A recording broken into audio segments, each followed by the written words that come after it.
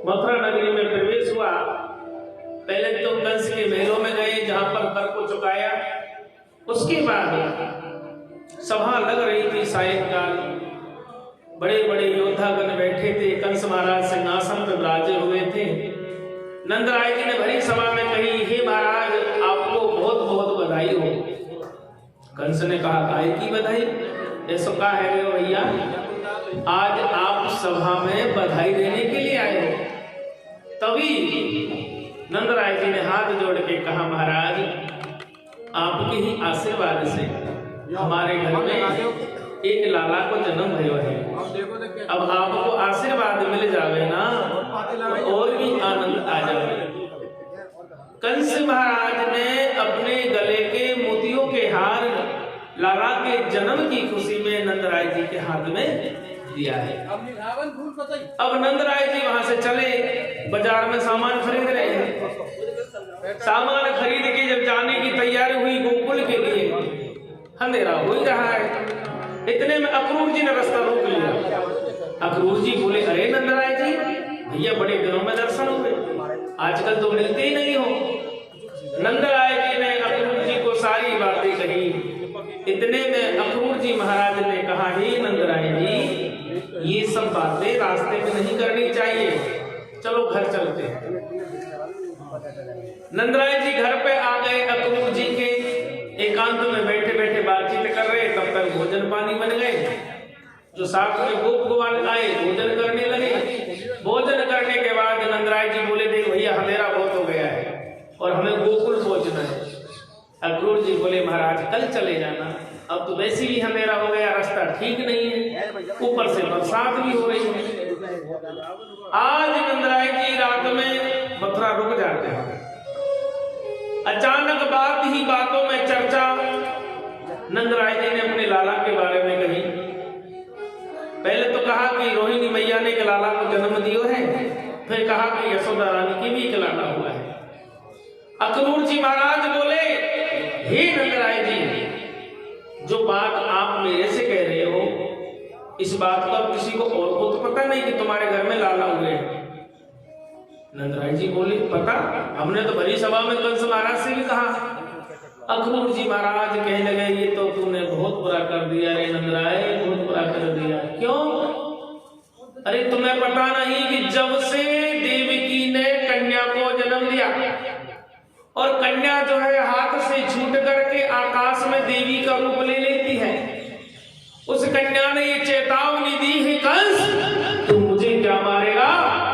अरे तुझे मारने वाला तो जन्म ले चुका है। जब से ही कंस ने अपने गुप्तचर अपने राक्षसों को गांव-गांव भेज दिया, एक दिन से लेकर 12 महीने के अंदर जितने भी बच्चों ने जन्म लिया उन सबको बड़ी बेरहमी से मारा जा रहा है। और ऐसा ना हो कहीं आपके घर वो राक्षस पहुंच जाए। अब ये सब बातें तो मथुरा नगरी में हो रही है। नंदराय जी ने जब से ये बात सुनी, नंदराय जी की भूख प्यास नींद सब उड़ गई। सारी रात अक्रूर जी के घर के ऊपर छत पे घूमते रहे, नींद नहीं आवे, बेचैनी हो गई। हे भगवान अब क्या होगा, ऐसा ना हो कोई राक्षस मेरे घर पहुंच जाए। ये बुढ़ापे में तो राम जी ने एक छोटा सा बालक दिया है और वे भी ऐसी घटना हमने सुनी है, हमें तो बहुत डर लग रहा है। अब हम यहाँ से सीधे गोकुल धाम पधारते हैं। प्रातः काल का समय था, लाला के जन्म की खुशी तो गोकुल धाम में घर घर में मनाई जा रही है। पर अब तो लाला जब से भयो है तब से गोकुल वासियों का नियम बन गया कि आँख खुले और नंद के द्वार पहुंच जाते, आँख खुले नंद के द्वार पहुंच जाते। सुबह सुबह बहुत सी गोपिकाएं नंद बाबा के घर आ गई। यशोदा रानी बोली, एरी बहन जब हमारे लाला नहीं हो ना तब तो तुम बुलाए से घर नहीं आती थी, और 4 दिन से हमारे लाला भयो है, 12 दिन से तो बिना बुलाए आ जाती हो। एक गोपिका बोली, अरे मैया तेरो लाला ही ऐसो प्यारो है, जब तक एक बार नजर भरके से देख न लेना तब तक दिन भर मन नहीं लगता है। और शाम को ना देखे तो रात को नींद नहीं आती है। यशोदा रानी बोली हाँ हाँ मीठी मीठी बात करना तो आता है। अब ऐसा करो मैं पनघट है आती हूँ, तनिक लाला को ख्याल रखियो। एक गोपिका लाला के पास में बैठ गई, इतने में मेरे कन्हैया आंख बंद करके सो जाते हैं। गोपिका ने लाला को झूले में सुला दिया। प्रभु बड़े आनंद से सोए हुए हैं, गोपिका द्वार पर बैठी हुई है। इतने में एक गोपी एक डलिया में खिलौने भर के लाई है। सिर पर रखकर नंद के द्वार पर आकर आवाज लगाती है, अरे खिलौने ले लो, खिलौने खिलौने ले लो खिलौने। गोपिका की नजर पड़ी, अंदर आ जाओ अंदर आ जाओ, देखो हमारे मैया का लाला हुआ है, उसको खिलौने चाहिए। ऐसी सुंदर गोपिका जिसमें बहुत प्रकार के आभूषण, गले में बड़े बड़े हार, कानों के कुंडल, माथे पर टीका, हाथों में मोटी मोटी चूड़ियां, कमर में कनकती पहनकर जब आई है तो गोपिका उसके वेशभूषा को, उसके आभूषणों को देखकर अचंभित होने लगी। गोपिका ने कही बहन खिलौने बेचने आई हो कि गहना दिखाने आई हो? तो बहन खिलौने बेचने वाली जो गोपी है वो कोई और नहीं है, वो कंस की भेजी हुई राक्षसी है, उसका नाम है पूतना। वह मायावी रूप बना करके आई हुई है। ऐसा सुंदर रूप बनाए लियो, ऐसा लगा जैसे कि देवलोक से अप्सरा आई हो। अब वह गोपिका सामने बैठी है, खिलौने लेकर वो गोपी बन के राक्षसी आई है, तो खिलौने की डलिया तो रख दी सामने। अब गोपी जो है कभी तो का हार को हाथ लगा के देखे, कभी बाकी चूड़ी को देखे। इतने में वो राक्षसी बोली, अरे बहन तू मेरी चूड़ी का देखे ले, मैं तुझे चूड़ी दे देती हूँ। सोने की चूड़ी खोल के दे दी। गोपिका ने कहा तेरा हार भी बहुत सुंदर है। पूतना ने गले का हार निकाल के भी दे दिया। अब लालच बहुत बुरी बला है। अब वह मायावी गोपी बोली, अरे बहन ये बता यशोदा को लाला कहाँ सो रहा है? वो पालने में सो रहा है। वो तो गहने देखने में लगी रही, पूतना घर में प्रवेश कर जाती। जैसे ही पालने के पास में पूतना पहुंची, लाला ने आंख टमटमाई, आंख ही आंख में पूतना को संदेश दिया और कहा, अरे मौसी हमारे घर पे आई हो, आओ बैठो जलपान करो, मैया आ रही है भोजन करो। पूतना ने आंखों से जवाब दिया, लाला मैं तेरे घर की भूखी नहीं हूं, तेरे खाने के लिए नहीं आई हूं, मैं तो मारने के लिए आई हूं।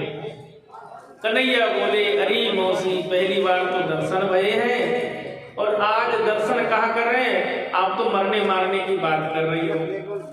आखिरकार ये चर्चा आपस में आंखी आंखों में हो रही है। इतने में पूतना ने प्रभु को गोद में उठा लिया। भगवान को गोद में उठाकर पूतना कमरे के कोने में जाके बैठ गई। अब सुनने की बात बहन ये है कि पूतना अपने स्तनों में महाकालकूट विष भर के लाई है। अब पूतना कमरे के कोने में बैठकर पल्लू के नीचे लाला को छुपा करके स्तनपान कराने लगी, क्योंकि जिस स्तनों में दूध की जगह जहर भरा हुआ है। जब पिलाने लगी दूध, तो पहले तो भगवान ने उस विष को ग्रहण किया और विष को ग्रहण करते हुए मेरे कन्हैया भोले बाबा को याद कर रहे हैं। भोले बाबा से मन ही मन कह रहे हैं कि बाबा जहर खाने की तो आपको आदत है, हमने देखा है जब समुद्र से जहर निकला ना महाकालकूट, तो भोले बाबा ने कंठ में रख लिया था। तो प्रभु आप हमारे कंठ में विराजो और मैया देखो दूध की जगह जहर लाई है, कृपा करके या कि मनोकामनाएं पूरी करो। भोलेनाथ मेरे कन्हैया के कंठ में विराजमान होकर जहर को ग्रहण कर रहे हैं और इधर मेरी श्याम सुंदर पूतना के जो है दूध का रसपान कर रहे हैं। पहले तो प्रभु ने भरपेट के दूध पिया, अब प्रभु सोचने लगे जब भक्त के ऊपर कृपा करनी है तो अब इसका कल्याण कर देना चाहिए। पूतना के दूध के साथ ही मेरे श्याम सुंदर उसके प्राण, उसके श्वासों को पीने लगे। पूतना घबराने लगी।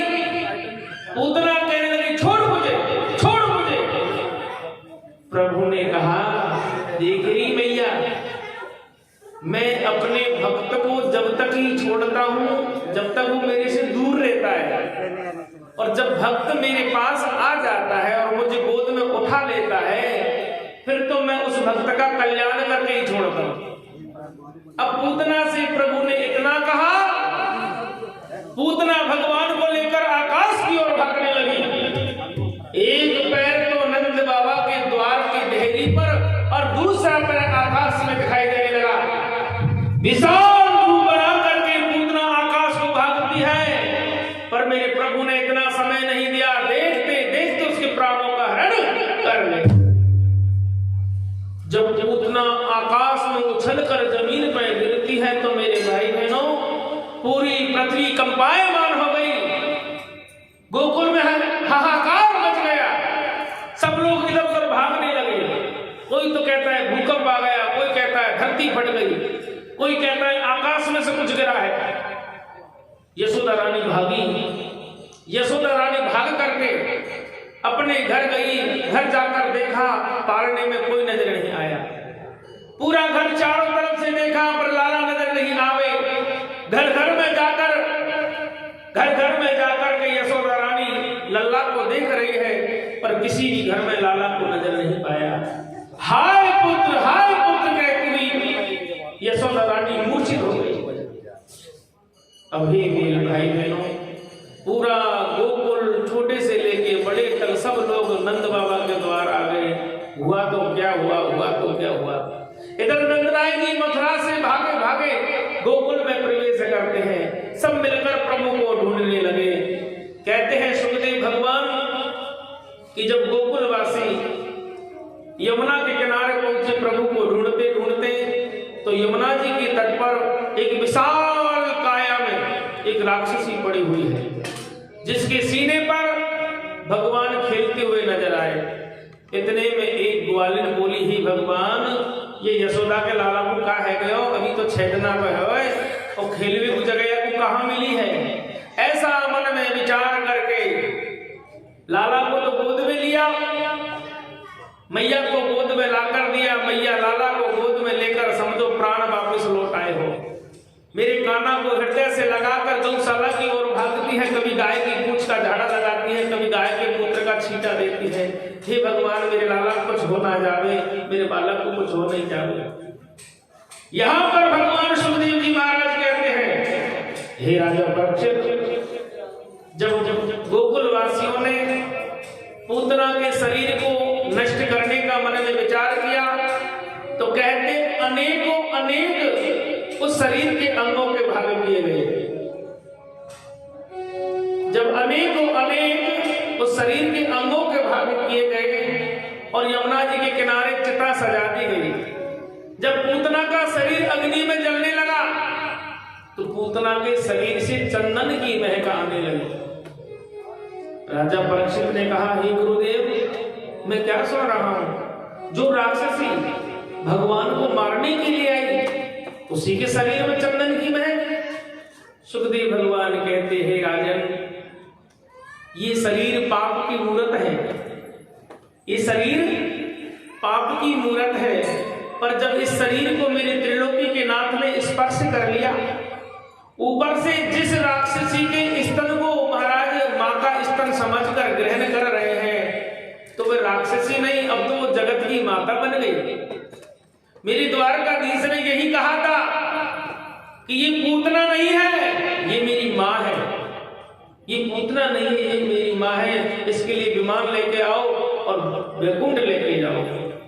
जब पूतना को वैकुंठ लेके गए, आकाश में फूल वर्षा होने लगी, तो सुखदेव बाबा ने कहा है, हे राजा परीक्षित, ये पूतना कोई और नहीं थी, ये राजा बलि की पुत्री थी। जिस समय भगवान वामन अवतार धारण करते हैं, जब यज्ञशाला में वामन भगवान पहुंचे और 3 पग भूमि की याचना की, तो 3 पग भूमि में भगवान ने त्रिभुवन को अपने आधीन कर लिया। उस समय महाराज बलि की पुत्री, जिसका नाम है रत्नमाला, वह खड़ी खड़ी सोच रही थी, अगर ऐसा मेरा बेटा होता तो उसको अपने स्तन में विष भरती और दूध की जगह विष पिला देती और इसको मार देती। उसके मन की बात को मेरे प्रभु सुन लेते हैं। तो प्रभु ने कहा, हे मां, इस जन्म में तो तेरा ये मन का भाव पूरा नहीं होगा, पर जब द्वापर युग में मैं कृष्ण लीला करूंगा उस समय आप पूतना बन के जन्म लेगी और उस समय तुम्हारे दूध को पीकर मैं तुम्हारा उद्धार करूंगा। आज वही कार्य भगवान के श्री हाथों से पूर्ण हुआ है। अब महाराज सुखदेव भगवान ने कहा है, गोपान गोकुल रक्षायाम रक्षाम निरूपमतनागता। हे राजन, जब नंदराय जी मथुरा से लौटे और सारी घटना को महसूस करने लगे तो नंदराय जी महाराज बड़े चिंतित हुए और विचार करने लगे कि भैया आज के बाद हमारे लाला को कोई अकेला नहीं छोड़ेगा। आज बड़ी मुश्किल से बालक के प्राण बचे हैं। धीरे धीरे धीरे धीरे समय गुजरा, मेरे कन्हैया 3 महीना कह गए। एक दिन भगवान श्री नंदराय जी यमुना पे नहा रहे थे, स्नान कर रहे थे। सामने से उनके कुलगुरु महामुनि सांडिल ऋषि अपने शिष्यों के साथ आ रहे हैं। महामुनि सांडिल के सामने नंदराय जी ने हाथ जोड़ के कहा, महाराज, हमें बड़ी भारी चिंता लगी रहती है। चिंता हमें सारे दिन सताती रहती है। प्रभु की कृपा जो आज आपके दर्शन हुए, अरे महाराज कोई ऐसा उपाय करो, ऐसा कोई पूजा पाठ करो तो लाला पे कोई खतरा ना आवे, कोई संकट ना आवे। आज नंदराय जी के आग्रह पर महामुनि सांडिल ऋषि अपने शिष्यों के साथ नंद भवन में उपस्थित हुए और वहां आकर के शांति पाठ करने लगे। हवन की तैयारियां होने लगी। नंद बाबा यशोदा रानी हवन पे बैठते हैं, प्रभु गोद में हैं।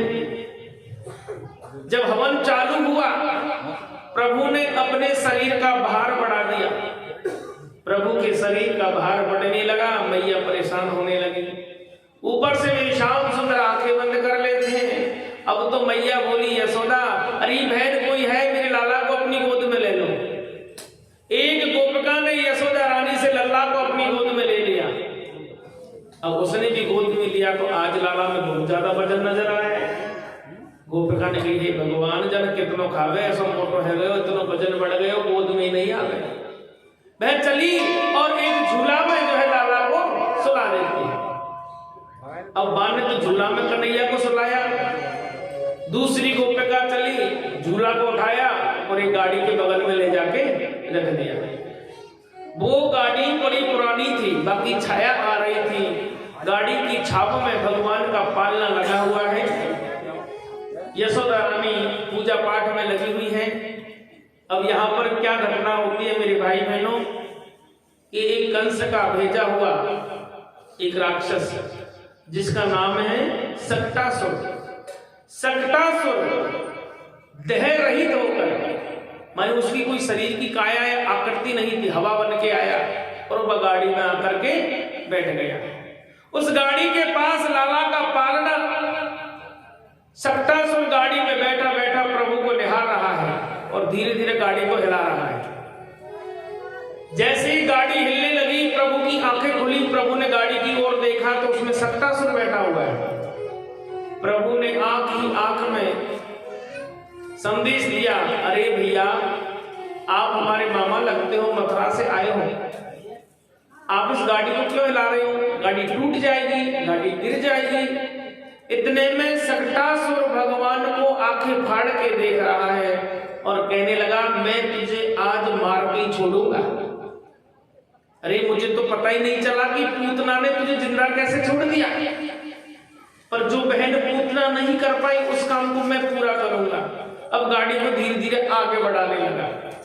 मेरे कन्हैया झट से अपने दाहिने पैर को उठाते हैं, दाहिने पैर का अंगूठा गाड़ी को छू लेता है और जैसे ही गाड़ी को अंगूठे ने छुआ, गाड़ी आकाश में उछल जाती है। जब आकाश में गाड़ी उछली तो गाड़ी के साथ ही सक्टासुर लिपटता हुआ भूमि पर धड़ाम से गिरता है और उसके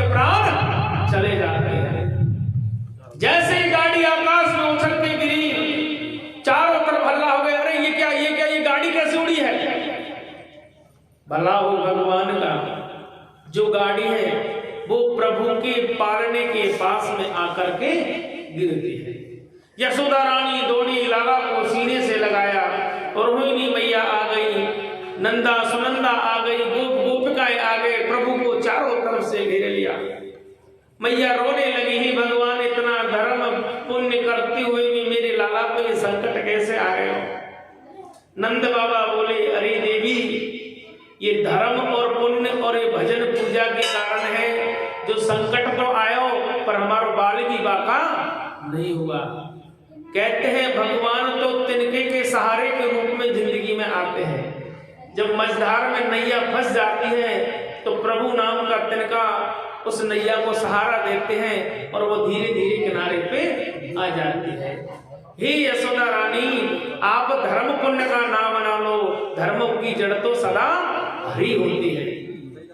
ये सब इस यज्ञ के, इस हवन की, इस पूजा की, इस ब्राह्मण देवताओं की सेवा के कारण ही आज हमारे लाला के प्राण बचे हैं। सब ब्राह्मण देवताओं को आशीर्वाद लिया, दक्षिणा दी, सबको विदा किया। कई दिनों तक ये चर्चा घर में होती रही, कई दिनों तक ये चर्चा होती रही। अब होता क्या है, एक गोपिका यशोदा रानी से बोली, अरे यशोदा, तू क्यों चिंता करती है? तेरो लाला जग से न्यारो है। देख, या तो रंग अलग है या वो रूप अलग है। तू तो गोरी है, तेरो लाला कारो है। भाई दोनों में अंतर भी है, तो चिंता क्यों कर रही है? यशोदा रानी बोली, ज्यादा मत बोल, ले लाला सो गए या वो झूला में सुलाए दे। गोपिका चली, लाला को गोद में लेके झूला में सुला देती और झूला को सुला करके वहीं बैठ जाती है। धीरे धीरे झूला को हिलाने लगी। प्रभु आनंद से झूला में झूल रहे हैं। इतने में यशोदा रानी बोली, अरे गोपिका, मैंने तो ये लाला को सुवावे की कही है या कुछ झोटा देवी की नहीं कही। ये जग जाएगा, वो घर के काम तो नहीं करने देगा। गोपिका बोली, हम तो यहीं बैठे हैं, क्यों चिंता करती हो? और बड़े भाव से कहने लगी, नेके होले छोटा दीजो, नेके धीरे धीरे छोटा दीजो, ओ मेरो लाला, लाला झूले पर झूले छोटा दीजो, मेरो लाला झूले झूले छोटा दीजो,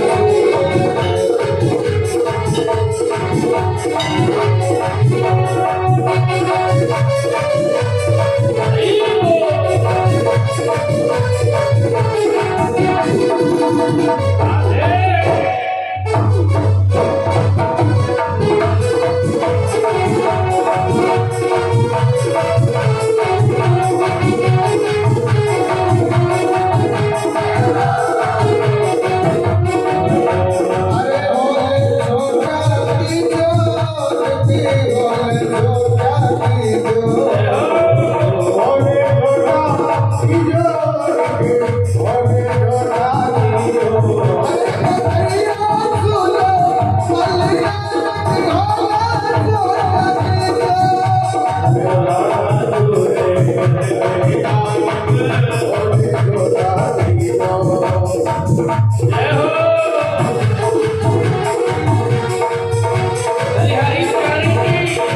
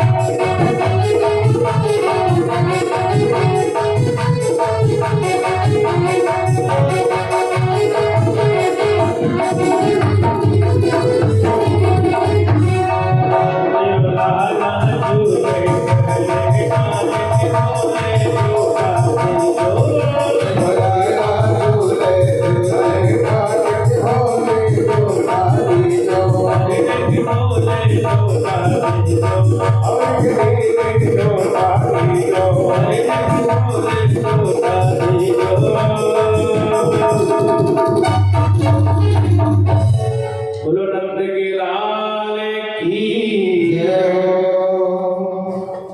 अब नंद के आंगन में ये आनंद रोज लुटता है।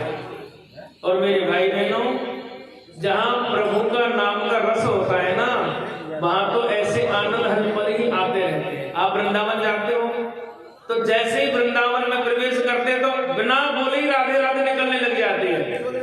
हम कोशिश कितनी भी करेंगे ना बोले फिर भी तो कहीं ना कहीं राधे राधे होने के लिए जाएगी।